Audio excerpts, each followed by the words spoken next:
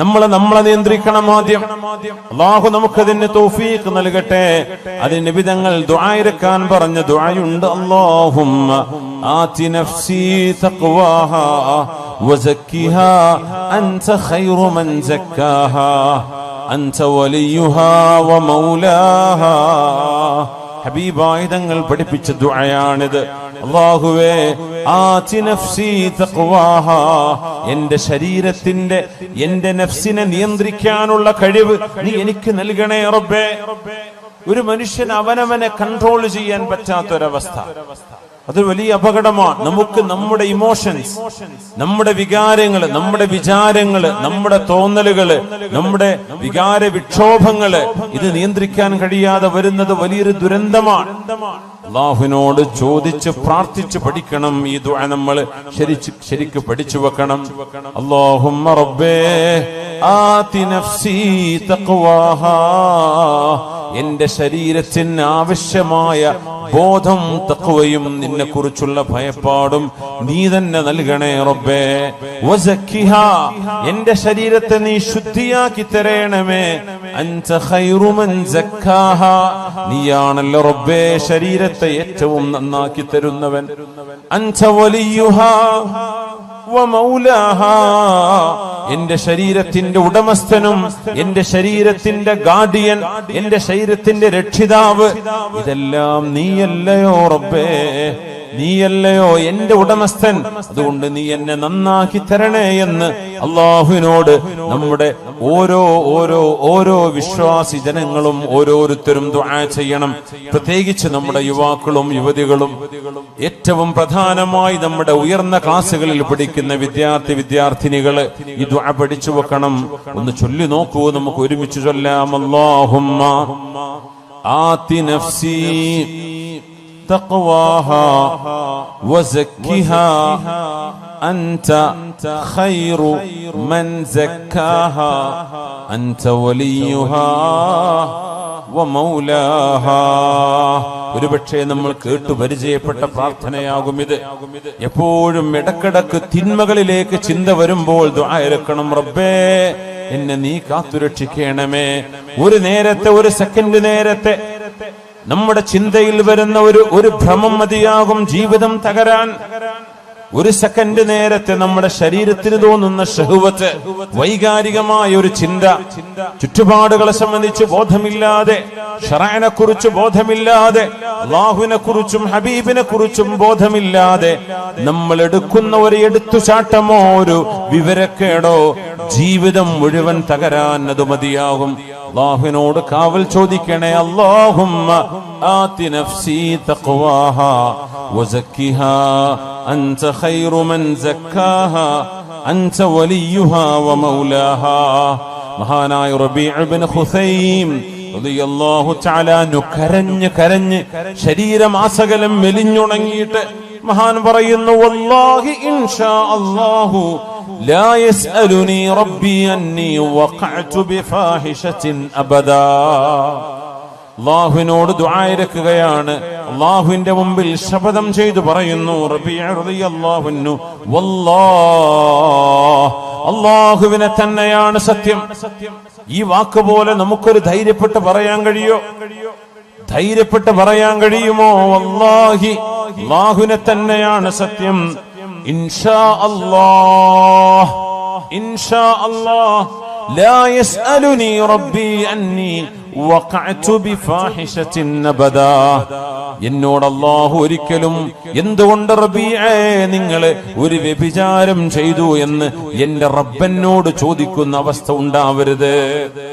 കണ്ണുകൾക്ക് വ്യഭിചാരമുണ്ടെന്നും കാതുകൾക്ക് വ്യഭിചാരമുണ്ടെന്നും നാവിന് വ്യഭിചാരമുണ്ടെന്നും കൈകൾക്കും കാലിനും വ്യഭിചാരമുണ്ടെന്നും മഹാനായ റസൂലുള്ളാഹി സ്വല്ലല്ലാഹു അലൈഹി വസല്ലം മോശമായി കിളിപ്പെടുത്തുന്ന കഥകൾ എഴുതിവിടുന്നത്, ടൈപ്പ് ചെയ്യുന്നത്, വാട്സപ്പിൽ വിടുന്നത്, ഫേസ്ബുക്കിലൂടെ അപ്ലോഡ് ചെയ്യുന്നത്, മോശപ്പെട്ട മനുഷ്യനെ വികാരപ്പെടുത്തുന്ന, മനുഷ്യനെ തിന്മയിലേക്ക് കൊണ്ടുപോകുന്ന ഇക്കിളി പൈങ്കിളി കഥകൾ എഴുതിവിടുന്ന ആളുകളുടെ വിരൽ തുമ്പുകൾ ചെയ്യുന്നത് ഒരു വ്യഭിചാരമാണ്. അത് വായിക്കുന്നവന്റെ കണ്ണ് ചെയ്യുന്നത് വ്യഭിചാരമാണ്. അത് കേൾക്കുന്നത് വ്യഭിചാരമാണ്. അത്തരം വിഷയങ്ങൾ അറിയാനും ആസ്വദിക്കാനും നടന്നു പോകുന്നത് കാലുകൊണ്ട് ചെയ്യുന്ന വ്യഭിചാരമാണ്.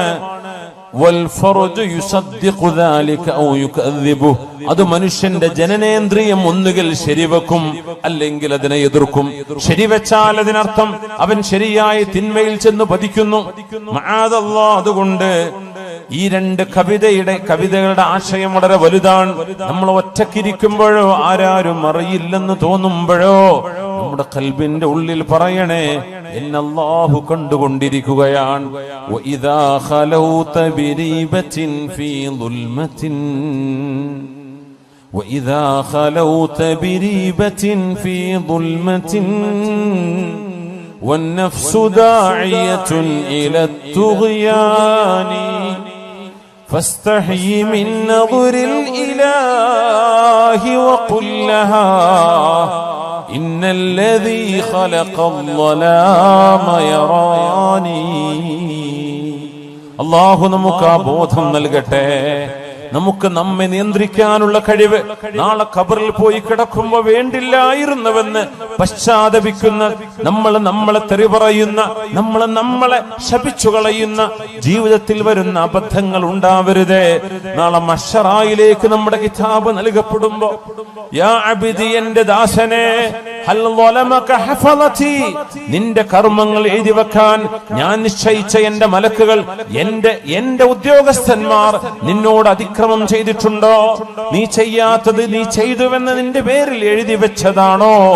എന്റെ മലക്കുകളോട് നിനക്ക് വല്ല അന്യായം തോന്നുന്നുണ്ടോ? നീ ചെയ്യാത്തത് അവർ ചെയ്തു എന്ന് പറയുകയും നീ ചെയ്ത നന്മകളെ അവർ എഴുതാതിരിക്കുകയും ചെയ്തിട്ടുണ്ടോ എന്ന് അല്ലാഹു ചോദിക്കുന്ന നേരത്ത്, യാ വൈലതാ യാ ലൈതനി ലം അത്തഖിദ് ഫുലാനൻ ഖലീലാ എന്ന് നാശമേ, എന്റെ നാശമേ എന്ന് വിളിച്ചു പറയുന്നൊരു ഗതികേട് അല്ലാഹു നമ്മൾ ആർക്കും വരുത്താതെ റബ്ബ് തആല അല്ലാഹു നമ്മെ കാത്തുരക്ഷിക്കട്ടെ. ഇമാമുനാ ബുഖാരി റഹ്മത്തുള്ളാഹി അലൈഹി സ്വഹീഹ് എഴുതി വെച്ച മഹാനവറുകൾ പറഞ്ഞു, വല്ലാഹി മാ കദബ്തു കദിബതൻ, ഞാൻ എന്റെ ജീവിതത്തിൽ ഒരു നുണ പോലും പറഞ്ഞിട്ടില്ല. വലഗ്തബ്തു മുസ്ലിമാ, ഒരു മുസ്ലിമിനെ പോലും ഞാൻ ഗീബത്ത് പറഞ്ഞിട്ടില്ല. മുൻദു അലിംതു അന്നൽ ഗീബത തസ്രി ബിഅഹ്ലിഹാ, ഗീബത്ത് ദോഷമാണെന്നും അത് തെറ്റാണെന്നും ഞാൻ മനസ്സിലാക്കിയ നാളു മുതൽ ഞാനൊരു നുണയും പറഞ്ഞിട്ടില്ല എന്ന് പറയണമെങ്കിൽ ഇതൊരു ധൈര്യമാണ്. നമുക്കത് പറയാൻ കഴിയോ? വലഗ്തബ്തു മുസ്ലിമൻ, ഒരു മുസ്ലിമായ മനുഷ്യനെയും ഞാൻ ഗീബത്തും പറഞ്ഞില്ല.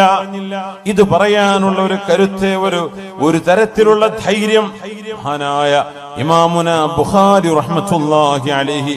അതുകൊണ്ട് മുഅ്മിനേ, നമ്മൾ ഇന്ന് ചർച്ച ചെയ്യുന്ന വിഷയം തിന്മകൾ കാണുമ്പോൾ ആ തിന്മകൾ തിന്മയാണെന്ന് വിളിച്ചു പറയാനും തിന്മകളെ തിരുത്താനും, തിന്മകൾ നടക്കാതെ ഈ രാജ്യത്തെ, നമ്മുടെ നാടിനെ, മനുഷ്യ സമൂഹത്തെ മൃഗങ്ങളുടെ സ്വഭാവങ്ങളിൽ നിന്ന് മനുഷ്യത്വത്തിലേക്ക് തിരിച്ചു കൊണ്ടുവരാൻ ചെറിയവർക്കും വലിയവർക്കും ആണുങ്ങൾക്കും പെണ്ണുങ്ങൾക്കും അവർക്ക് ഇടപെടേണ്ട അനിവാര്യതയുണ്ട്. പ്രത്യേകിച്ച് അവനവന്റെ ചിന്തകളും ആശയങ്ങളും ഒരാളെയും വേദനിപ്പിക്കാതെ എന്നാൽ തെറ്റുകൾക്ക് തിരുത്ത് ലോകത്തിന് പറഞ്ഞു കൊടുക്കാനുള്ള മീഡിയ സംവിധാനങ്ങൾ ഓരോരുത്തരുടെയും കയ്യിലുണ്ടായിരുന്നിട്ട് എന്തുകൊണ്ടൊരു തിരുത്ത് നമ്മൾ കൊടുത്തില്ല എന്ന് അള്ളാഹു ചോദിച്ചാൽ ഞാൻ പറഞ്ഞാൽ അത് ആര് കേൾക്കാനാണ് എന്ന ഒരു മറുപടി 21ാം നൂറ്റാണ്ടുകാർക്ക് പറയാൻ കഴിയില്ല. ഈ ഫേസ്ബുക്കും വാട്സപ്പും ഉള്ള കാലത്ത് തിന്മകളെ തിന്മകളായിട്ട് തന്നെ അതിനെ മനസ്സിലാക്കുകയും അത് തിരുത്താനുള്ള ആഹ്വാനം നടത്തുകയും ചെയ്യേണ്ട അനിവാര്യത ഹബീബായ നബി തങ്ങൾ പറഞ്ഞു. മുൻ സമുദായങ്ങൾ നശിപ്പിക്കപ്പെട്ടു പോയവരുണ്ട്. എത്രയോ ആളുകൾ നമ്മൾ പെട്രയെ കുറിച്ച് പറയും. ജോർഡാനിന്റെ ഭാഗമാണ് പെട്ര.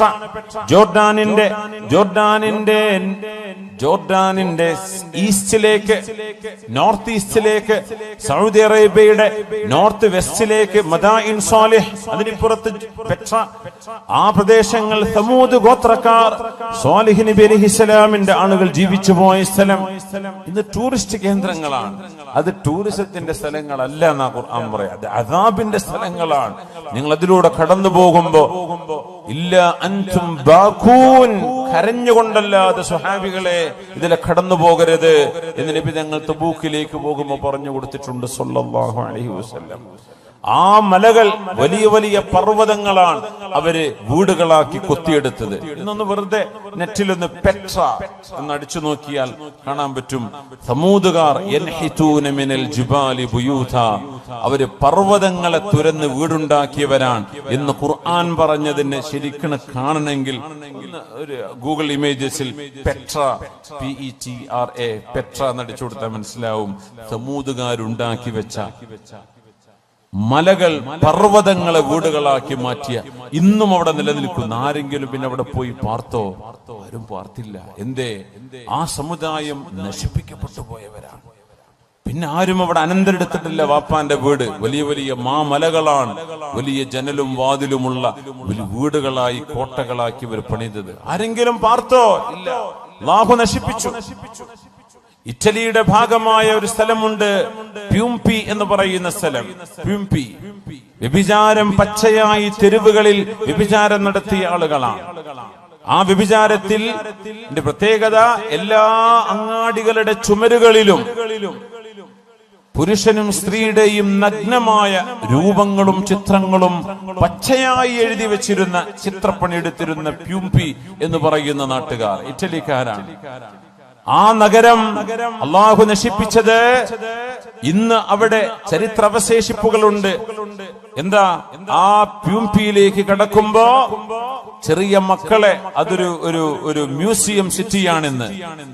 അല്ലാഹു തആല പാറകൾക്കുള്ളിലെ തിളച്ചുമറിയുന്ന ഭൂമിക്കുള്ളിലെ ലാവ, അഗ്നിപർവ്വതം ഉണ്ടാകുമ്പോഴുണ്ടാകുന്ന ലാവ പ്യൂംപി നഗരത്തിലേക്ക് അടിച്ചു വന്ന് വ്യഭിചാരത്തിൽ ഏർപ്പെട്ടിരുന്ന ആണിന്റെയും പെണ്ണിന്റെയും ദേഹത്തിലൂടെ ആ ചുട്ടുപൊള്ളുന്ന കുഴമ്പ് പോലെയുള്ള പാറയുടെ അള്ളാഹുവിന്റെ ഈ ലാവയുടെ ആ ഒരു ലായനി ദേഹത്തുകൂടെ കവിഞ്ഞു പോയപ്പോ കിടന്ന കിടപ്പിൽ കല്ലുകളായി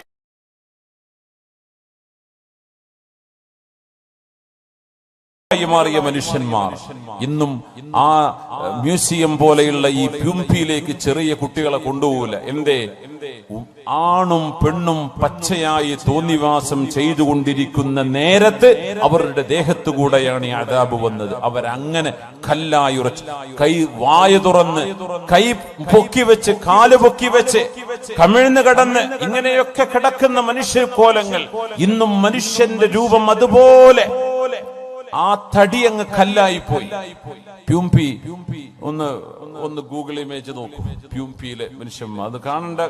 അദാബ് എങ്ങനെ വന്നു എന്ന് അല്ലാഹു പറയുന്നുണ്ട്. അല്ലാഹു സുബ്ഹാനഹു വ തആലയുടെ അദാബ് വന്ന അത്ഭുതങ്ങൾ ഒരുപാടില്ലേ ലോകത്ത്. എന്തേ? അല്ലാഹു തിന്മകളെ പൊറുപ്പിക്കൂല. ഹബീബായ നബിയുടെ ദുആയുണ്ട് ഉമ്മത്തിന് വേണ്ടി. ആ ദുആയുടെ ബലത്തിലാണ് അല്ലാഹു പെട്ടെന്നുള്ള അദാബ് ഇറക്കാത്തത്. വിശുദ്ധ നബി തങ്ങൾ പറഞ്ഞു, ഇന്നമാ ഹലകല്ലദീന മിൻ ഖബ്ലികും, നിങ്ങളുടെ മുൻഗാമികൾ നശിക്കാൻ കാരണം. അബൂ ദാവൂദ് റഹ്മഹുല്ലാഹ് സുനനിൽ കൊണ്ടുവന്ന ഹദീസ്. നിങ്ങളുടെ മുൻഗാമികൾ അല്ലാഹു നശിപ്പിച്ചത്, ഒരു മനുഷ്യൻ തന്റെ കൂട്ടുകാരൻ തിന്മ ചെയ്യുമ്പോ നീ അത് ചെയ്യല്ലേ എന്ന് പറയും. കള്ളുടിക്കുന്നോട് നീ കുടിക്കല്ലേ എന്ന് പറയും. വ്യഭിചരിക്കുന്നോട് വ്യഭിചരിക്കല്ലേ എന്ന് പറയും. പെണ്ണുങ്ങളുടെ പിന്നാലെ നടക്കുന്നോട് നീ ചെയ്യല്ലടോ, മോശല്ലേ എന്ന് പറയും. പിന്നെ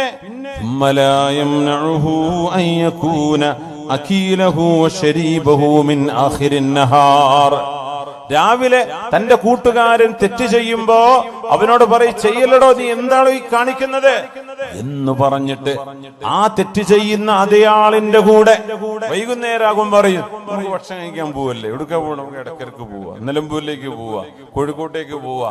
എന്നിട്ട് ഈ ആ തെറ്റ് ചെയ്തവൻ അവനോടായി വന്ന് രാവിലെ പറഞ്ഞത് നീ ചെയ്ത് തെറ്റാണത്, ചെയ്യല്ലേ എന്ന് പറഞ്ഞ അവന്റെ കൂടെ ആ തെറ്റിഷ്ടപ്പെടുന്നവനോട് കൂടെ തന്നെ പോയി ഭക്ഷണം കഴിക്കുകയും കൂടെ ഇരുന്ന് വെള്ളം കുടിക്കുകയും ചെയ്യും. ശരീബഹു മിൻ ആഖിരിൻ നഹാർ, തിന്മ ചെയ്യുന്ന ആളുകളോട് വെറുപ്പില്ലാതിരിക്കുക. ഒരു വിഷയം ഗൗരവത്തിൽ നമ്മൾ മനസ്സിലാക്കണം. നമ്മൾ തെറ്റ് ചെയ്യുന്നുണ്ടോ ഇല്ലേ എന്നതിനപ്പുറം തെറ്റിനോട് നമ്മുടെ മനസ്സിൽ ഇഷ്ടമുണ്ടോ ഇല്ലേ എന്നാ ചോദിക്കേണ്ടത്. വ്യഭിചാരം കിട്ടിയ തരക്കേടില്ല എന്നാ മനസ്സിൽ തോന്നുന്നത്. അടി കിട്ടുമല്ലോ എന്ന് പേടിച്ചിട്ടാ ചെയ്യാണ്ടിരിക്കുന്നത്. അത് ഈമാനല്ല, അത് ഈമാനല്ല. തിന്മകളോട് വെറുപ്പ് വേണമെന്നാണ്. ആ വെറുപ്പ് നമ്മുടെ കൽബിലുണ്ടോ? അത് ഇന്നഹു കാന ഫാഹിഷതൻ വസാഅ സബീല. അല്ലാഹു മോശമാണ്, വളരെ മോശമാണ് എന്ന് അല്ലാഹു പറഞ്ഞത് ഞാൻ എന്റെ ജീവിതത്തിലേക്ക് കൊണ്ടുവന്ന എന്റെ ഭാര്യയല്ലാതെ എന്റെ ശരീരത്തിന്റെ രഹസ്യങ്ങൾ അറിയാൻ മറ്റൊരാളില്ല എന്ന് നമ്മുടെ കൽബിൽ നമ്മൾ ഉറക്കുന്നുണ്ടോ? കള്ളു കുടിക്കാൻ ആഗ്രഹമുണ്ട്, പക്ഷേ കുടിക്കാറില്ല. അതല്ല ഈമാൻ. തിന്മയോട് വെറുപ്പ് നമുക്ക് തോന്നുന്നുണ്ടോ എന്നാ ചോദിക്കേണ്ടത്. നമുക്ക് തിന്മയോട് വെറുപ്പുണ്ടോ? ഈമാനിന്റെ പ്രത്യേകത അതാണ്. അല്ലാഹുമ്മ ഹബ്ബിബ് ഇലൈനൽ ഈമാൻ വസയ്യിൻഹു ഫീ ഖുലൂബിനാ വകർരിഹ് ഇലൈനൽ കുഫ്റ വൽ ഫുസൂഖ വൽ അസ്യാൻ വഉലൈക ഹുമുർ റാഷിദൂൻ. ഒരു പ്രാർത്ഥന, ഖുർആനിന്റെ ആയത്തിൽ നിന്നുണ്ടാക്കിയ പ്രാർത്ഥന. അല്ലാഹു തആല ഉലൈക ഒരു വിഭാഗത്തെ കുറിച്ച് ഹബ്ബബ ഇലൈഹിമുൽ ഈമാൻ. അല്ലാഹു അവർക്ക് ഈമാനിനെ മഹ്ബൂബാക്കി കൊടുത്തു. വിശ്വാസം, അല്ലാഹുവിലുള്ള വിശ്വാസം, പരലോകത്തേക്ക് റബ്ബിനെ കാണാൻ പോകണം, നാളെ വിചാരണയുണ്ട്, നാളെ ഖബറിന്റെ ഉള്ളിൽ ശിക്ഷയുണ്ട്, രക്ഷയുണ്ട്, നാളെ സിറാത്തുണ്ട്, മീസാനുണ്ട്, ഹിസാബുണ്ട്, സ്വർഗമുണ്ട്, നരകമുണ്ട്, അല്ലാഹുവിനെ കാണുന്ന ഒരു ലിഖാ ഉണ്ട് എന്ന് വിശ്വസിക്കുന്ന ആ വിശ്വാസം ഖൽബിലേക്ക് ഇഷ്ടപ്പെടുകയും വസയ്യനഹു ഫീ ഖുലൂബിഹിം അവരുടെ ഖൽബിൽ അല്ലാഹു വിശ്വാസം മനോഹരമാക്കി കൊടുക്കുകയും ചെയ്തു. അവരിൽ അല്ലാഹു നമ്മെ പെടുത്തി തരട്ടെ. വകറഹ ഇലൈഹിമുൽ കുഫ്റ വൽ ഫുസൂഖ വൽ അസ്യാൻ. പാപം ചെയ്യുന്നതും തോന്നിവാസം ചെയ്യുന്നതും അവിശ്വാസവും നിരീശ്വരവാദവും പറയുന്നതും പ്രവർത്തിക്കുന്നതും ചിന്തിക്കുന്നതും അവരുടെ ഖൽബിലേക്ക് അല്ലാഹു വെറുപ്പാക്കി കൊടുത്തു. റബ്ബിനോട് നമ്മൾ അത് ചോദിച്ചു വാങ്ങണം. അല്ലാഹുമ്മ ഹബ്ബിബ് ഇലൈനൽ ഈമാൻ വസയ്യിൻഹു ഫീ ഖുലൂബിനാ വകർരിഹ് ഇലൈനൽ കുഫ്റ വൽ ഫുസൂഖ വൽ അസ്യാൻ. തിന്മകളോട് വെറുപ്പുണ്ടാവലാണ് ഈമാനിന്റെ അടയാളം. ഇപ്പൊ ലോട്ടറി അടിച്ചാൽ എനിക്ക് അടിക്കാത്തോണ്ട് കുഴപ്പമില്ല, അടിച്ചു കഴിഞ്ഞാൽ ഞാൻ ഏതെങ്കിലും മൂലയിൽ മസല ഉണ്ടാക്കിയിട്ട് അത് ഹലാലാക്കും എന്നാണ് കൽബിന്റെ ഉള്ളിലുള്ളതെങ്കിൽ ഈമാനില്ല. കിട്ടാത്തോണ്ടാണ്, അടിച്ചു കിട്ടിയോക്കണ്ടേ, എന്തെങ്കിലും മസല ഉണ്ടാക്കിയിട്ട് ആ കാശ് ഇങ്ങോട്ട് കയ്യിലാക്കും. ഇതാണ് നമ്മുടെ ഉള്ളിലിരിപ്പെങ്കിൽ അതല്ല ഈമാൻ. കള്ളുടിയന്മാരെ കാണുമ്പോഴേ എന്റെ ടേസ്റ്റ് എന്താന്ന് അറിയാൻ പൂതി ഉണ്ടായിരുന്നു, നടക്കൂലല്ലോ. ആ പൂതി വരാൻ പാടില്ല. വ്യഭിചാരം, ഒരുത്തങ്ങം വന്ന് പറയടോ ഞാൻ മറ്റോള ചാടിച്ചു, ഇവിടെ ചാടിച്ചു, എന്നെ കൊണ്ട് പറ്റിയിട്ടില്ലല്ലോ എന്നാ തോന്നണതെങ്കിൽ ആ പറയണോന്ന് ഈമാനില്ല. വെറുപ്പ്, തിന്മയോട് വെറുപ്പ് വരണം എന്നാണ്, അതാണ് ഈമാൻ. അത് നമുക്ക് വരുന്നുണ്ടോ എന്നാ വിഷയം. തിന്മയോട് വെറുപ്പ് എന്ത് മുമ്പ് കൊണ്ടുവന്ന് വെച്ചാലും ഞാൻ തൊടൂല എന്നതാണ്. മഹാനായ അബ്ദുല്ലാഹി ഇബ്നു ഹുദാഫത്തു സഹ്മി റളിയല്ലാഹു അൻഹു ഉമറുൽ ഫാറൂഖ് റളിയല്ലാഹു അൻഹുവിന്റെ കാലത്തെ ഫാറൂഖ് റളിയല്ലാഹു അൻഹു മദീനക്കാരോട് മുഴുവൻ, ആ മഹാനുഭാവൻ റോമെന്ന് വരുമ്പോ മദീനക്കാരോട് മുഴുവൻ വിളംബരം ചെയ്തു. മദീനക്കാർ മദീനയുടെ ഗേറ്റിലേക്ക് വന്നു നിൽക്കണം. അന്ന് നഗരങ്ങൾക്ക് ഗേറ്റ് ഉണ്ടാവും. കരുളായിക്കൊരു ഗേറ്റ് ഉണ്ടാവും, നിലമ്പൂർക്കൊരു ഗേറ്റ് ഉണ്ടാവും, എടക്കരക്കൊരു ഗേറ്റ് ഉണ്ടാവും. ആ ഗേറ്റിനുള്ളിൽ കടക്കാൻ പറ്റൂ എന്ന പോലെ. ഇവിടെ നമുക്ക് നമ്മുടെ നാട്ടിൽ ഗേറ്റ് ഒന്നും ഉണ്ടായിട്ടില്ല. പക്ഷെ അറബ് രാജ്യങ്ങളിൽ സമർക്കന്ദിലും ബുഖാറയിലും ഇന്ന് പോയാൽ കാണാൻ പറ്റും പഴയ കാലത്തെ അവരുടെ കോട്ടയുടെ മതിലുകൾ. ഒരു നഗരത്തിന് ഭിത്തി ഉണ്ടാവും. മദീനക്കന്ന് ഭിത്തിയുണ്ട്. മദീനയുടെ ഭിത്തികളിലേക്ക് പുരുഷന്മാർ മുഴുവനും ഇറങ്ങിച്ചെല്ലണം. എന്നിട്ട് അബ്ദുല്ലാഹി ഇബ്നു ഹുദാഫത്തു സഹ്മി വരുമ്പോൾ ആ മഹാനുഭാവന്റെ നെറ്റിയിൽ മദീനക്കാർ മുഴുവനും ഉമ്മ വെക്കണം, ചുംബിക്കണം, ആ മഹാന്റെ നെറ്റിയിൽ മുത്തണം എന്ന് ഫാറൂഖ് റളിയല്ലാഹു അൻഹു ഉത്തരവിട്ട സ്വഹാബിയാണ് അബ്ദുല്ലാഹി ഇബ്നു ഹുദാഫത്തു സഹ്മി. എന്താ കാരണം എന്നറിയോ? എന്തിനാണ് മദീനക്കാർ മുഴുവൻ ആ മഹാനെ ചെന്ന് സ്വീകരിക്കണം? ഒരു കാരണമുണ്ട്. റോമക്കാരുമായി നടന്നൊരു യുദ്ധത്തിൽ ഒരുപാട് മുസ്ലിമീങ്ങളെ അവര് ബന്ദികളാക്കി പിടിച്ചപ്പോ മഹാനായ ഹുദാഫത്ത് അബ്ദുല്ലാഹി ഇബ്നു ഹുദാഫത്ത് സഹമി റളിയല്ലാഹു അൻഹുവിനെ പിന്തിരിപ്പിക്കാൻ ഏറ്റവും ഈമാനുള്ള ഒരാളെ, മുസ്ലിമീങ്ങളിൽപ്പെട്ട ഒരാളെ കൊണ്ടുവാ എന്ന റോമൻ എംപറർ ഉത്തരവിട്ടപ്പോ അന്ന് പിടിച്ചു കൊണ്ടുപോകപ്പെട്ടത് ഈ സ്വഹാബിയാണ്, അബ്ദുല്ലാഹി ഇബ്നു ഹുദാഫത്ത് സഹമി റളിയല്ലാഹു അൻഹു. രാജാവ് ചോദിച്ചു, ഇസ്ലാം വിട്ടിങ്ങോട്ട് ക്രിസ്ത്യാനി മതത്തിലേക്ക് വാ. ഞാൻ വരൂല, നിനക്ക് എന്റെ അധികാരത്തിന്റെ പകുതി ഞാൻ തരാം.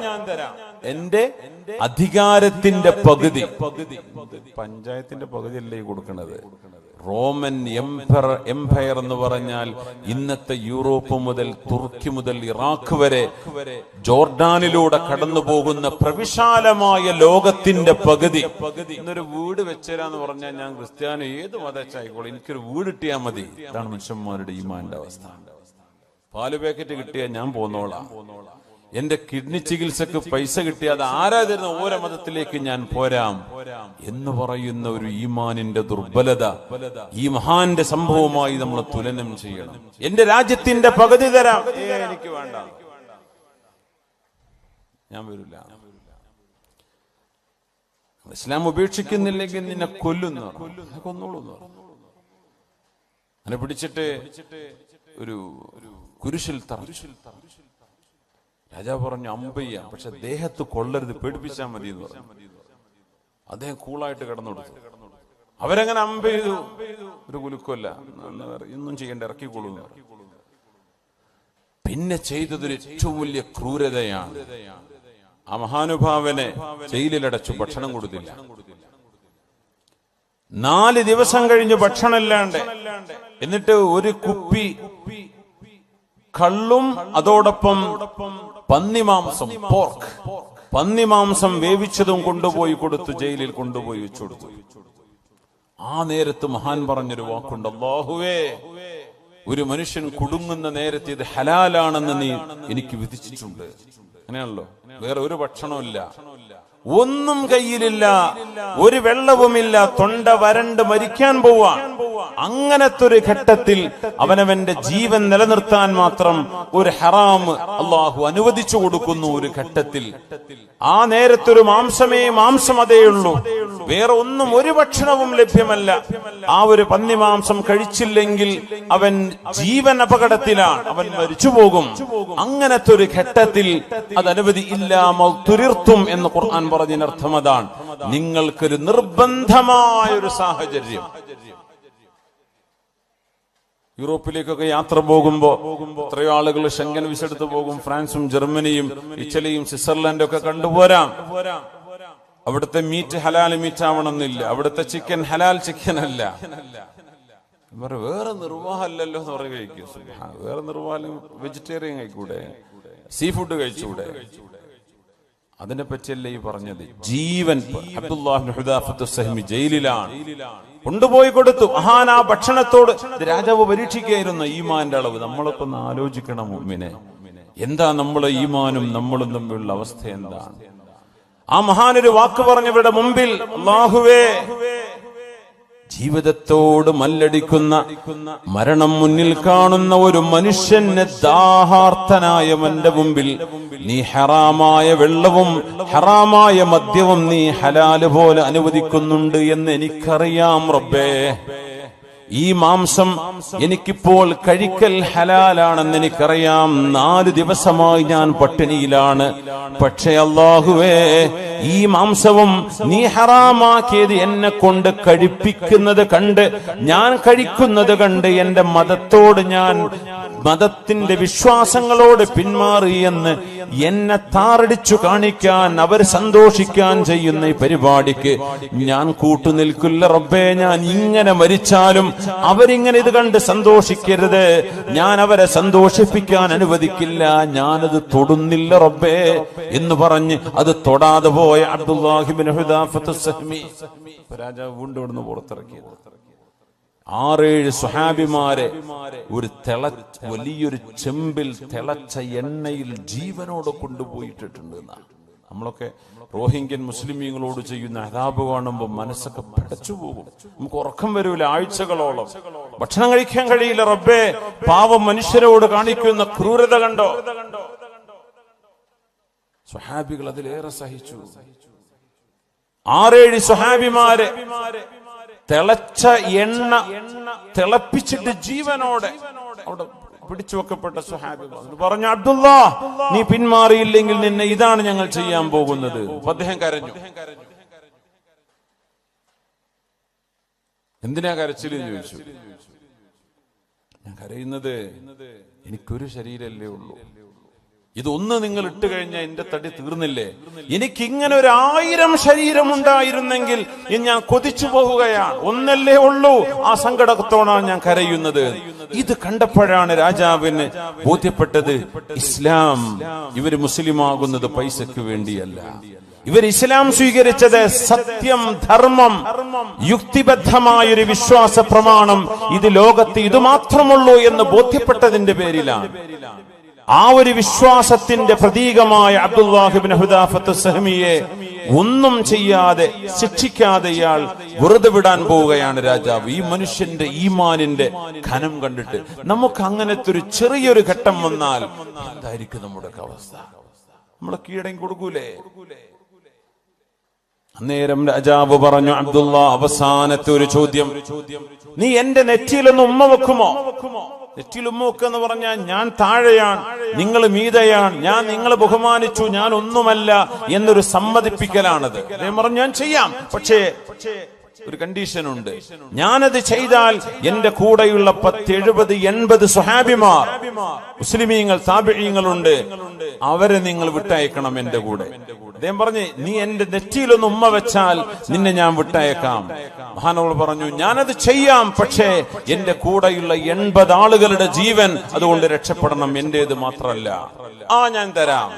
രാജാവിന് എങ്ങനെയെങ്കിലും അബ്ദുല്ലാഹി തങ്ങൾ കീഴടങ്ങണമെന്ന ആഗ്രഹത്തിലേക്ക് എത്തി. അങ്ങനെ ആ രാജാവിന്റെ നെറ്റിയിൽ അദ്ദേഹം ഉമ്മ വെച്ചു. ഒന്നുമില്ല, പ്രതീകാത്മകമായി ആ ഒരു സാഹചര്യം 80 ആളുകളുടെ ജീവൻ രക്ഷിക്കാൻ. ആ സംഭവം കഴിഞ്ഞ് വരുമ്പോഴാ ഫാറൂഖ് റളിയല്ലാഹു അൻഹു പറഞ്ഞത്, മദീനക്കാരായ മുഴുവൻ പുരുഷന്മാരും മദീനയുടെ ഗേറ്റിലേക്ക് നിൽക്കണം.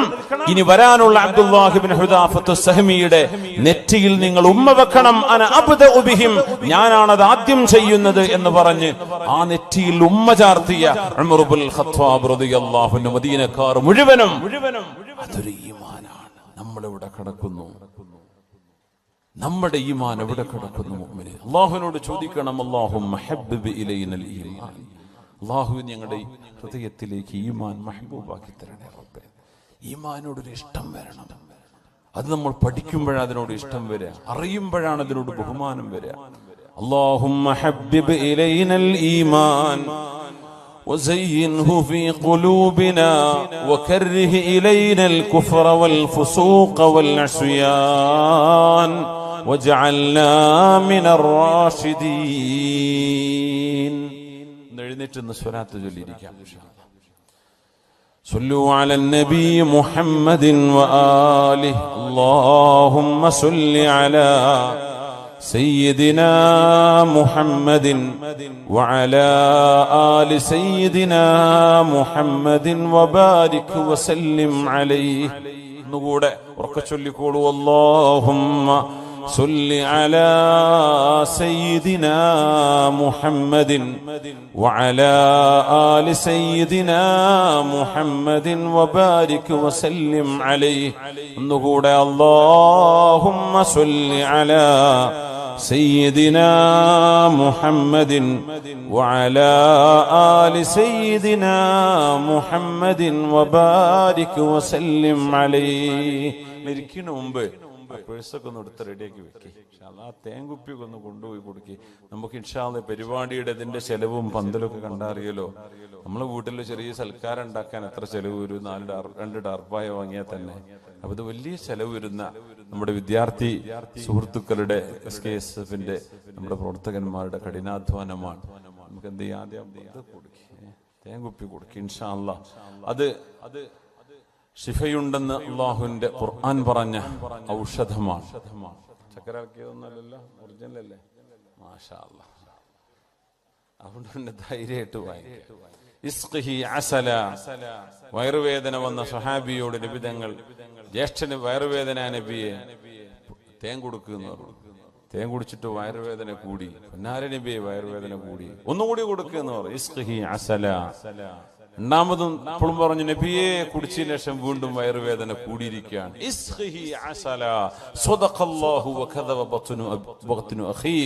അല്ലാഹ് പറഞ്ഞത് സത്യമാണ്, നിന്റെ ജ്യേഷ്ഠന്റെ വയറാണ് നുണ പറഞ്ഞത്, കൊടുക്ക് തേന്, അത് തന്നെയാണ് അതിന്റെ ഔഷധം എന്ന് പറഞ്ഞു. മൂന്നാമതും കൊടുത്തു, അതിൽ സുഖമായി. വളരെ സ്വഹീഹായ ഹദീസാണ്. ഇൻഷാ അല്ലാഹ് അല്ലാഹു ശിഫ നൽകട്ടെ. ഒരു കുപ്പിയുടെ തന്നേക്ക് ബിസ്മില്ലാ. എല്ലാവർക്കും കൂടെ വാങ്ങിക്കാൻ എല്ലാവർക്കും തയ്യോ? ഉള്ളവരെന്ത് ചെയ്യും? നല്ലൊരു സംഖ്യ കൊടുക്കുക. ഒരു 500 കുറയാതൊക്കെ കൊടുത്താൽ നമുക്ക് ഏകദേശം നമ്മുടെ ചെലവിലേക്കൊക്കെ കിട്ടുമെന്നും പറയാൻ പറ്റൂല അല്ലേ? ഉണ്ടാവോ? ബിസ്മില്ലാ. ഒന്ന് ഞാൻ എടുത്തു, ബാക്കി എന്ത് ചെയ്യാ? എല്ലാരും വാങ്ങിക്കും. ബിസ്മില്ലാ.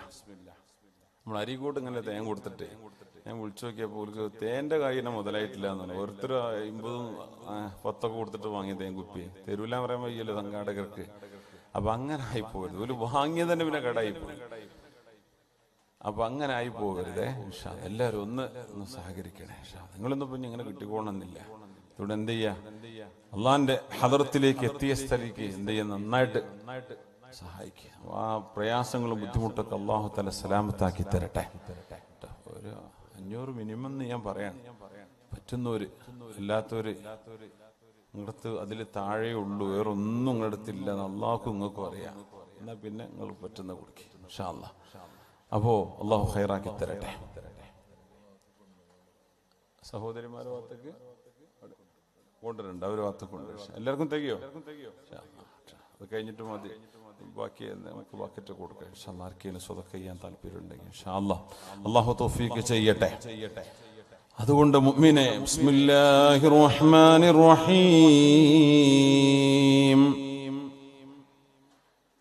لعن الذين كفروا من بني إسرائيل على لسان داود وعيسى بن مريم ذلك بما عصوا وكانوا يعتدون كانوا لا يتناهون عن منكر فعلوه لبئس ما كانوا يفعلون. Sound perfect. സൂറത്തുൽ മാഇദ. ഒരു വിഭാഗം ആളുകളെ 2 പ്രവാചകന്മാർ ശപിക്കാൻ കാരണം കാനൂ ലാ യതനാഹൗന അൻ മുൻകരിൻ ഫഅലൂഹ്, അവർ ചെയ്തുകൊണ്ടിരിക്കുന്ന തിന്മകളെ അവരാരും എതിർക്കാത്തവരായിരുന്നു, കണ്ടില്ലെന്ന് നടിക്കുകയായിരുന്നു. നമ്മുടെ ചുറ്റുവട്ടത്ത് കൂട്ടുകാരെ പറ്റി അറിയും. ചിലർ പറയില്ലേ, ഓനെ കുറച്ച് അഫയർ പ്രശ്നമുണ്ട്, ഓൻ പെണ്ണിന്റെ ആളാണ്, ഓൻ കള്ളിന്റെ ആളാണ്, ഓൻ മയക്കും വരുന്ന്, ഒന്ന് മയങ്ങനുണ്ട്, ഓൻ പെയിന്റ് അടിക്കുന്നുണ്ട്, ഓൻ അതുണ്ട്. പല പെയിന്റ് പണിനെ കുറിച്ചല്ല പറഞ്ഞത്, മയക്കും വരുന്നതിന്റെ പല കോഡ് ഭാഷകളുണ്ട്. സുബ്ഹാനല്ലാഹ്. ഇതറിയുന്ന കൂട്ടുകാരെ അത് ഓൻ ചെയ്തോട്ടെ, ഞാൻ ചെയ്യണില്ലല്ലോ. അങ്ങനെയല്ല, നീ അത് ചെയ്യല്ലടാ. നീ ഇങ്ങനെ മരിച്ചാൽ അള്ളാന്റെ അടുത്ത് മയക്കും വരുന്ന അഡിക്ഷനിൽ നീ നിന്റെ മലക്കുൽ മൗത്ത് നിന്റെ റൂഹിനെ പിടിച്ചാൽ നീ പോകുന്ന നരകത്തിലേക്കല്ല. യുഹ്ശറുന്നാസു അലാ മാ മാതു അലൈഹി, നിങ്ങൾ എങ്ങനെയാണോ മരിക്കേണ്ടത് അങ്ങനെയാണ് നാളെ പരലോകത്ത് പുനർജന്മം നൽകുക. അല്ലാഹു കാത്തുരക്ഷിക്കട്ടെ. അപ്പൊ നീ ഇങ്ങനെ മരിച്ചാൽ നിനക്ക് അദാബല്ലടോ. നാളെ നിന്റെ പരലോകം എന്നേക്കുമായുള്ള നിന്റെ ഒരു ജീവിതം ഒരു നേരത്തെ ഒരു ആസ്വാദനം കൊണ്ട് നീ നശിപ്പിക്കണോ? കൂട്ടുകാര് പറയണം. കൂട്ടുകാര് സുഹൃത്തിനോട്, പെണ്ണ് പെണ്ണിനോട്, ആണിനോട്, കൂട്ടുകാരോട്, കൂട്ടുകാരികൾ കൂട്ടുകാരികളോട് തിന്മയിൽ നിന്ന് മോചിപ്പിക്കണം. ബോയ് ഫ്രണ്ടും ഗേൾ ഫ്രണ്ടും ഉള്ള ആൾക്കാരൊക്കെ ഉണ്ടാവും. അവർക്കറിയാം, കൂട്ടുകാർക്കറിയാം, അവർ വലിയ രസത്തിലാ പറയാം, അത് അവന്റെ ഫ്രണ്ട് നമുക്കറിയാം.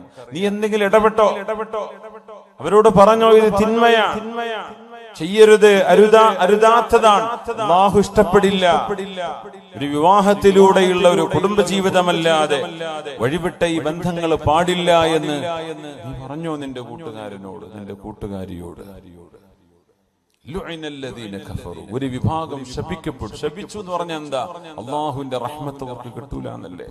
റഹ്മത്ത് കിട്ടാതിരുന്നാൽ അവരുടെ കൂടെയുണ്ടാകുന്നത് പിശാചാണ്. പിന്നെ അവരുടെ തലയിൽ പലതും വരും. മക്കളെ അറുത്തു കൊല്ലുന്നതും, കാമുകന് വേണ്ടി ഭർത്താവിനെ തലക്കടിച്ചു കൊല്ലുന്നതും, വീടും കുടുംബവും നാടും എല്ലാം ഉപേക്ഷിച്ച് ഒരു നേരത്തെ തലക്ക് പിടിക്കുന്ന ഒരു ഭ്രാന്ത് കൊണ്ട് പ്രേമം തലക്ക് കയറി 2 കുഞ്ഞിന്റെ ഉമ്മയും 3 കുഞ്ഞിന്റെ ഉമ്മയും, 2 കുഞ്ഞിന്റെ വാപ്പയും 3 കുഞ്ഞിന്റെ വാപ്പയും ഇറങ്ങി ഓടുന്നതും പിശാച് തലയിൽ കയറിയത് കൊണ്ടല്ലേ. ഒരു നേരം ബോധം ഉണ്ടെങ്കിൽ ഇത് ചെയ്യോ? അവസാനം കുറച്ചു നേരം കഴിഞ്ഞ് പെട്രോൾ കഴിഞ്ഞ് വണ്ടി നിൽക്കുമ്പോഴാ ഓർമ്മ വരും, എന്തിനിപ്പോ ഞാൻ ഇതൊക്കെ ചെയ്തത്? ഇത്രേ ഉണ്ടായിരുന്നുള്ളൂ. ഇതിനാണിപ്പോ ഞാൻ ഈ ലോകം മുഴുവൻ ഇളക്കി മുറിച്ചത്. കോടതി വരാന്തകളും ഒച്ചപ്പാടും ബഹളങ്ങളും ഒക്കെ ഉണ്ടാക്കിയത് ഇതിനായിരുന്നോ എന്ന് തിരിച്ചറിയുമ്പോഴേക്കും കാര്യം കൈവിട്ടുപോയിട്ടുണ്ടാകും. كانوا لا يتناهون عن منكر فعلوه. അവര് ചെയ്യുന്ന തിന്മകൾ കാണുമ്പോൾ അവരാരും അത് എതിർക്കാറില്ലായിരുന്നു. നിബിതങ്ങൾ പറഞ്ഞല്ലോ സല്ലല്ലാഹു അലൈഹി വസല്ലം, രാവിലെ തിന്മകൾ ചെയ്യുന്ന ആളുകളെ കാണുകയും അവരെ എതിർക്കുകയും ചെയ്യുന്നവർ അവരോടൊരു വെറുപ്പ് തോന്നാതെ വൈകുന്നേരം അവരുടെ കൂടെ ഇരുന്ന് ഭക്ഷണം കഴിക്കുന്നവരായിരുന്നു. അതുകൊണ്ടാണ് ലഅനഹുമുല്ലാഹു വഹവ്വലഹും ഖിറദതൻ വഖനാസീർ, അല്ലാഹു അവരെ കുരങ്ങുകളായും പന്നികളായും രൂപം മറിച്ചത്. അതിന് കാരണം തിന്മകളോടൊരു വെറുപ്പ് തോന്നാത്തത്. നമുക്ക് ആദ്യം തിന്മകളോട് വെറുപ്പ് തോന്നണം. ബാങ്ക് പലിശയാണ്. ബാങ്ക് ജോലി പലിശയുമായി ബന്ധപ്പെട്ട ജോലിയാണ്. അള്ളാഹുവിനോട് യുദ്ധം ചെയ്യുന്ന പരിപാടിയാണ്. അത് ഏത് രാഷ്ട്രീയ സംഘടനക്കാർ നേതൃത്വം കൊടുത്താലും ബാങ്ക് പരിപാടി നമുക്ക് പാടില്ലാത്തതാണ്. അത് ഹറാമു തന്നെ. അതിനൊന്നും നമ്മള് സംഘടനകളോ രാഷ്ട്രീയ പാർട്ടികളോ ഉണ്ടാക്കി അതിന്റെ പിന്നാലെ കൂടി വലിയ സംഭവമാക്കേണ്ട ഒരു കാര്യമില്ല. അത് ഹലാലും ഹറാമും ആഖിറവും പരലോകവും ഇല്ലാത്ത ഒരു വിഭാഗം ആളുകൾ ലോകത്ത് എന്നുണ്ടാവും. അവർ നടത്തിക്കോട്ടെ. നമ്മൾ പറഞ്ഞു ഒരു ജോലിയും കിട്ടിയില്ല, ബാങ്ക് ജോലി കിട്ടിയ നാട്ടില് ബാങ്ക് മാനേജറായി ജോലി കിട്ടിയ ഞാൻ കയറുമായിരുന്നു. റെക്കമെൻഡേഷൻ നടക്കുക. നമ്മുടെ പാർട്ടി നേതാവ് ഉണ്ടല്ലോ, ജില്ലാ നേതാവിന്റെ കാല് പിടിച്ചേക്കാം. എന്തിന് നമ്മൾ നടക്കുന്നു? ഒരു ഹറാമ് നമ്മൾ ചോദിച്ചു വാങ്ങാനോ വെറുതെ കിട്ടിയെടുക്കാൻ പാടില്ലാത്ത സംഗതിയാണ്. നമ്മളെന്താ പറയാ, എന്താ ശമ്പളം 70,000, 80,000, 1 ലക്ഷം, 1.5 ലക്ഷം, പിന്നെ എടുത്തൂടെ? നമുക്കൊക്കെ എന്ത് ഈമാൻ. അള്ളാഹു യുദ്ധം പ്രഖ്യാപിച്ച വിഷയമാണ് പലിശയുടെ ഇടപാടുകളോട് അള്ളാഹു യുദ്ധം പ്രഖ്യാപിച്ചു. അള്ളാഹുവിനോട് യുദ്ധം ചെയ്യുന്നതിന് തുല്യമാണ്. ആ ഒരു സിസ്റ്റം ലോകത്തുണ്ടാവാൻ പാടില്ലെന്നാണ് ഇസ്ലാമിന്റെ കാഴ്ചപ്പാട്. ഒരു മനുഷ്യന്റെ സഹായം ആവശ്യമായ രംഗത്ത് അവന് സഹായം കൊടുക്കുന്ന കാശ് കൊണ്ട് അവനെ ചൂഷണം ചെയ്യരുത്. പലിശരഹിത വായ്പാ പദ്ധതികൾ നമ്മൾ തയ്യാറാക്കുക. പലിശയുമായി ബന്ധപ്പെട്ട ഒരു ജോലിയും ഒരു മുസ്ലിമിന് എടുക്കാൻ പറ്റൂല. അതിന് ഞാൻ ആര് എതിർത്ത് എന്ത് ക്ലിപ്പിറക്കിയിട്ടും കാര്യമില്ല. മുസ്ലിമിന് അത് പറ്റൂല. ഞാൻ മുസ്ലിമിനോടാ പറയുന്നത്. മുസ്ലിം അല്ലാത്ത പലരും ഇതൊരു പക്ഷെ യൂട്യൂബിലൊക്കെ കേട്ടേക്കാം. നിങ്ങൾ മുണ്ടാണ്ടിരുന്നാ മതി. ഇത് മുസ്ലിമീങ്ങളോട് ഈമാനുള്ളവരോടാ ഞാൻ പറയുന്നത്. നമുക്കത് പാടില്ല. വെറുതെ കിട്ടിയാലും പാടില്ല. കിട്ടിയ തരക്കേടില്ല എന്നാണ് മനസ്സിലുള്ളത്. അപ്പൊ തിന്മയോട് വെറുപ്പില്ല എന്നതിന്റെ അർത്ഥം അത് കുറ്റകരമാണ്. നാളെ പരലോകത്തേക്ക് വരുന്ന ഒരു വിഭാഗം ആളുകളുടെ കർമ്മങ്ങളെ യജ്അലുഹല്ലാഹു ഹബാഅൻ മൻസൂറാ, ഖിയാമത്ത് നാളിൽ വരുന്ന ഒരു വിഭാഗം ആളുകൾ ബിഅഅമാലിൻ കജിബാലി തിഹാമത ബൈളാ യജ്അലുഹല്ലാഹു ഹബാഅൻ മൻസൂറാ. മഹാനായ സൗബാൻ റളിയല്ലാഹു അൻഹു ഉദ്ധരിക്കുന്ന ഹദീസ്, സ്വഹീഹായ ഹദീസ്. ഒരു വിഭാഗം ആളുകളുടെ കർമ്മങ്ങൾ മലകളോളം വരുന്ന അമലുകളുമായി വരുന്നവര്. മലകളോളം നമുക്കൊക്കെ നമ്മളെ അമല് ഈ സ്റ്റേജിന്റെ തറയോളം ഉണ്ടാവും. മലകളോളം അമലുമായി വരുന്നവര് അള്ളാഹു പൊടിപൊടിയാക്കി കളയുമെന്നാണ്. അള്ളാഹു സ്വീകരിക്കൂല. ഭയങ്കരമായ ദിക്റും സ്വലാത്തും ഹജ്ജും കൊല്ലം ഉംറയും ഒക്കെ ചെയ്തിട്ടുണ്ട്. റമദാൻ ഹറമിൽ കുത്തിയിരിക്കുന്ന ആളാ. നാട്ടില് വട്ടിപ്പലിശേന് പരിപാടി ഒരു കാര്യമില്ല. ആ കാശ് അങ്ങ് പോയി എയർലൈൻസിൽ ലാഭമായി എന്ന് മാത്രം, വേറൊന്നും കിട്ടിയില്ല. ട്രാവൽസ് يجعلها الله هباء منثورا جلهم لنا صفهم لنا يا رسول الله لئلا نكون منهم ونحن لا نعلم നബിയെ അത് ആരാണെന്ന് പറഞ്ഞു തരുമോ നബിയെ? ആരാണ് അല്ലാഹു അങ്ങനെ കർമ്മങ്ങൾ സ്വീകരിക്കാതെ പോകുന്നവർ? ആരുടെ അമലാണ് അല്ലാഹു സ്വീകരിക്കാത്തത്? ഞങ്ങൾ പറഞ്ഞു കൊടുത്തു ആരാണെന്നറിയുമോ? നമ്മൾപ്പെട്ടവര്, നമ്മുടെ ആശയങ്ങളുള്ളവര്, ഇസ്ലാമിന്റെ ഭാഷയിൽ സംസാരിക്കുന്നവര്. പക്ഷേ ഉലൈക ഖൗമുൻ ഇദാ ഖലൗ ബിമഹാരിമില്ലാഹി ഇൻതഹഖൂഹാ, അല്ലാഹുവിന്റെ ഒരു ഹറാമിന്റെ അവസരം കിട്ടിയാൽ ഞാനത് ചെയ്യും എന്ന് മനസ്സിൽ കൊണ്ടു നടന്ന ആളുകളാണ് അവര് ചെയ്തവരാണെന്നല്ല ഖുർആൻ പറഞ്ഞത്, ചെയ്തവരാണെന്നല്ല. ദീനിന് നേതൃത്വം കൊടുക്കുന്നവരെ ഉസ്താദുമാര് വരും, മുഅല്ലിമ്, ചെറിയ ക്ലാസ്സിലെ 1-ാം ക്ലാസ് മദ്രസ പഠിപ്പിക്കുന്ന ആള് മുതല്, അങ്ങ് സ്വദർ മുതല്, വാദ് പറയുന്ന ആള് മുതല്, മുദർരിസ് മുതല്, ഖാദി മുതല്, ഖാദിൽ ഖുദാത്ത് മുതല്, എല്ലാവിധ മുഫ്തിമാരും മുഫ്തിമാരുടെ മുഫ്തിമാര് മുതല്, എല്ലാ ലോകത്തിന്റെ പണ്ഡിതന്മാര്, വിദ്യാർത്ഥികള്, വിദ്യാർത്ഥിനികള് മുഴുവൻ, ഇൽമിനുമായി ബന്ധപ്പെട്ട മുഴുവൻ ആളുകൾ ഒക്കെ ഭയങ്കരമാണ്. പക്ഷേ ഇദാ ഖലൗ ബിമഹാരിമില്ല, ആരാരും അറിയില്ല എന്ന് കണ്ടാൽ, ഒരു തെറ്റിന് അവസരം കിട്ടിയാൽ അവരത് ചെയ്യുന്ന മനസ്സുള്ളവരായിരുന്നു. അത്തരം ആളുകളുടെ അമല് എത്ര വലിയ അമലാണെങ്കിലും അല്ലാഹു സ്വീകരിക്കില്ലെന്ന് പരിശുദ്ധ റസൂൽ സ്വല്ലല്ലാഹു അലൈഹി വസല്ലം. എന്താ അതിന്റെ വിഷയം എന്നറിയോ? ഈമാൻ കടന്നിട്ടില്ല. എന്തേ? തെറ്റ് ചെയ്യാൻ അവസരം ഇല്ലാത്തതുകൊണ്ടൊന്നും കുരുത്തക്കേടില്ലാണ്ട് പോയതാണ്. നേരെ മറിച്ച് വ്യഭിചാരത്തിന്റെ അവസരമുള്ള ഒരു സാഹചര്യത്തിൽ ജീവിച്ച ഒരാൾ വേണമെങ്കിൽ കിട്ടും, വേണമെങ്കിൽ വിളിച്ചാൽ ഇറങ്ങി വരും. അല്ലെങ്കിൽ തിന്മയുടെ സാഹചര്യം റെഡിയാണ്. അല്ലെങ്കിൽ മദ്യപാനം, അല്ലെങ്കിൽ മയക്കുമരുന്ന് പറ്റിയ ടീമുണ്ട് നമ്മുടെ നാടുകളിലുള്ള. എനിക്കറിയില്ല ഇവിടുത്തെ നമ്മുടെ നെടുങ്കയത്തിന്റെ അവസ്ഥ എന്താണെന്ന് അറിയില്ല, ഞാൻ ഇവിടെ വന്ന് നോക്കിയിട്ടൊന്നുമില്ല. പക്ഷേ ഒരുവിധം ടൂറിസ്റ്റ് കേന്ദ്രങ്ങൾ, വെള്ളച്ചാട്ടവും തടാകങ്ങളൊക്കെ ഉള്ളൊരു കാടുകള് ഒക്കെ കള്ളും കുപ്പിയായിരിക്കും ഉണ്ടാവുക. സുബ്ഹാനല്ലാഹ്. മനുഷ്യന്മാര് കയറി കള്ളുടിക്കാൻ വരിക. പുഴയുടെ പുഴയിലൊക്കെ വെള്ളം കുറഞ്ഞാൽ ആ നല്ല രസമുള്ള തണുത്ത കാറ്റടിച്ച് വീശുന്നിടത്ത് പോയിരിക്കാൻ നല്ല രസമാണ്. ഇവിടെയൊക്കെ നല്ല പുഴ ഉണ്ടല്ലേ, കേരളയിലെ പുഴക്കല്ലേ. ചൂടുകാലങ്ങളിൽ അവിടെ പോകുന്നവര് കള്ളും കുപ്പിയിട്ടാ പിന്നെ വരുന്നത്. രാവിലെ ചെന്ന് നോക്കുമ്പോ ഇവിടെ നല്ല മദ്യം പൂളി മാത്രല്ല, അതിന്റെ കൂടെ കള്ളും കുടിച്ചിട്ടുണ്ട് എന്ന് പിന്നെ ചെല്ലുന്നവർക്ക് ബോധ്യപ്പെടുന്നു. അപ്പേ എന്താണിത്? ഒരവസരം കിട്ടാത്തത് കൊണ്ട് ഇവനൊന്നും ചെയ്തില്ല. പക്ഷേ അവസരം കിട്ടിയവരൊക്കെ അടിച്ചു പൊളിച്ചു.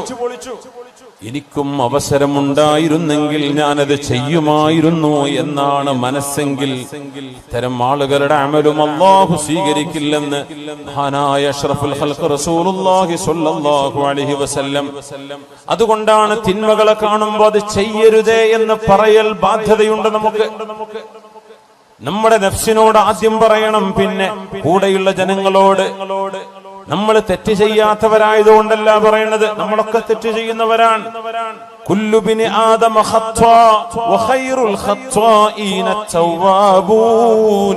ആദം നബി അലൈഹിസ്സലാമിന്റെ മക്കളായ ആണും പെണ്ണും തെറ്റ് ചെയ്യും. തെറ്റ് ചെയ്യലല്ല വിഷയം. തെറ്റ് ചെയ്താൽ അവർ തൗബ ചെയ്യേണ്ടവരാണ്. തൗബ ചെയ്യാതെ ഇരിക്കുന്നവന്റെ കാര്യമാണ് വലിയ വിഷമുള്ളത്, പരിഭ്രമമുള്ളത്. ഖൈറുൽ ഖത്വാഈന തവ്വാബൂൻ. തെറ്റുകാരിൽ ഏറ്റവും നല്ലവര്, തെറ്റ് ചെയ്യുന്നവരിൽ ഏറ്റവും നല്ലവര് ആരാ? തെറ്റ് ചെയ്യുന്നവര് നല്ലവരുണ്ടോ? അതാരാ? അത്തവ്വാബൂൻ. അല്ലാഹുവിലേക്ക് തൗബ ചെയ്ത് മടങ്ങാൻ. റബ്ബേ പറ്റിപ്പോയി പടച്ചോനെ, ആ നേരത്തൊരു ബോധം ഉണ്ടായില്ല, മാപ്പാക്കി തരണേ റബ്ബേ. പടച്ചോനെ പുറത്തുതാ, അന്ന് വലിയ അറിവൊന്നും ഉണ്ടായിരുന്നില്ല റബ്ബേ, ഇതൊന്നും കേട്ടില്ലായിരുന്നു, എന്നോടാരും പറഞ്ഞു തന്നിട്ടില്ലായിരുന്നു റബ്ബേ. അങ്ങനെ ഒരു സംഘം കൂടി കോളേജിൽ നിന്ന് തുടങ്ങിയ ഏർപ്പാടുകളാണ്. അങ്ങനെ തിന്മ ചെയ്ത് മടുത്തു. തിന്മയിൽ ഒരു സമാധാനവുമില്ലാതെ, ഒരു തിന്മ കഴിഞ്ഞാൽ മറ്റൊന്ന്. ഒരു വ്യഭിചാരം ചെയ്തവന് രണ്ടാമത് ചെയ്യാൻ തോന്നും, വേറൊരുത്തിനെ കിട്ടാൻ തോന്നും. അവളെ കഴിഞ്ഞാൽ വേറൊരുത്തിനെ വേണ്ടി വരും, അവള് കഴിഞ്ഞാൽ വേറൊരുത്തിയെ. ദുന്യാവുന്നവന്റെ ആ ആശ തീരൂല. സുബ്ഹാനല്ലാഹ്. ഇതാണ് തിന്മകളുടെ അവസ്ഥ. ഒരിക്കലും മനസ്സമാധാനം തരില്ല. നേരെമറിച്ച് നീ നിക്കാഹ് ചെയ്ത് നിന്റെ ഭാര്യയാണ്, നീ നിക്കാഹിലൂടെ സ്വീകരിച്ച നിന്റെ ഭർത്താവാണ് സഹോദരി, അവരുടെ കൂടെയുള്ള ജീവിതത്തിൽ നിനക്ക് സംതൃപ്തി ഉണ്ടാകും. മറ്റേത് സംതൃപ്തിയില്ല. മനുഷ്യന്റെ ആഗ്രഹങ്ങൾ അടങ്ങാത്തത്, ഒരിക്കലും അടങ്ങാത്ത ഒരു വികാരജീവിയായി മനുഷ്യൻ അടിമപ്പെടുകയാണ്. എന്തിന്? തിന്മകൾ വാരിക്കൂട്ടാൻ വേണ്ടി മാത്രമോ?